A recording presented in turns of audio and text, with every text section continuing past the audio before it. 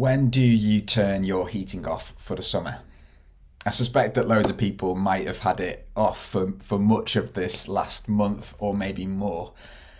But I've only just switched mine off, which I guess is incredibly wasteful and bad. And with the new Pope being announced this week as I record this, I guess this is some kind of confession. Forgive me, YouTube, for I have sinned.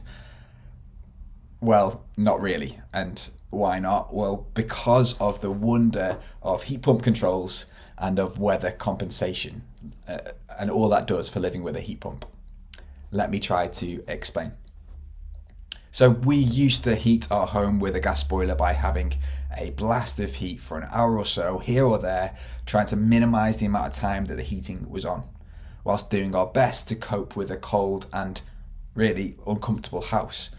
It wasn't really perfect, but with a heat pump we run things a little bit differently. Rather than blasting heating into the house for short periods, our system is set up so that we trickle just enough heat into the house to maintain the right temperature.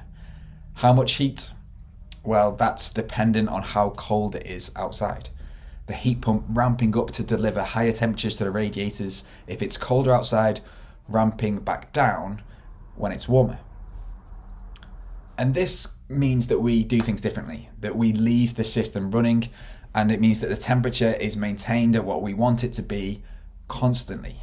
We don't have timings for heating, it's just on all the time. And this may seem a little bit wasteful, but it means that we can maximize the efficiency of the heat pump, meaning that we could use a similar amount of electricity, or maybe even less electricity, but we can also improve our comfort substantially. I've gone into detail on this on a load of videos in the past. Have a look on the channel for some of that. But to be clear, over this last heating season, the heating has been on and I've kind of forgotten about it. The weather compensation has been doing enough, not too much, and we've been comfortable throughout. And it's only now, when the weather has been particularly nice, that I've thought, we could probably cope with turning this off completely. And that simply means changing the settings on the heating system to off completely. And that's likely to come back on in the autumn, or if we did have an unseasonably cold few days. And I guess, although my videos and many discussions about heat pumps tend to give loads of detail and may seem really complicated, most of the time, with a system like this that's set up to run with weather compensation or with some other similar controls, you'd barely think about the system at all.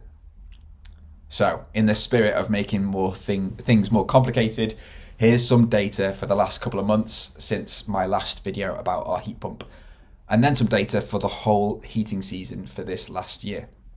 So for spring, and let's define spring as the months of March and April, May feels like summer to me. But for spring, our heat pump used 821 kilowatt hours of electricity to deliver 2,777 kilowatt hours of heat. So achieving an efficiency of 338% or a coefficient of performance of 3.38. So that 821 kilowatt hours of electricity would have cost us £164 on the Octopus Cozy tariff and would have emitted about 170 kilograms of CO2.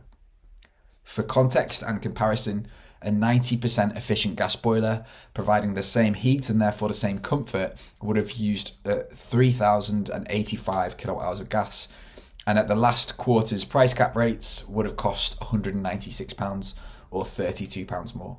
It also would have emitted 565 kilograms of CO2, so the heat pump was 70% lower emissions.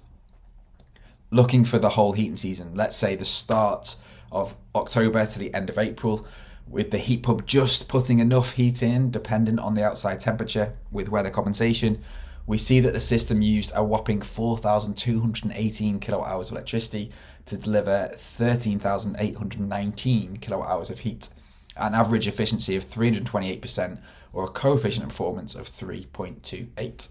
So this winter would have cost £886 and would have had emissions of 873 kilograms of CO2.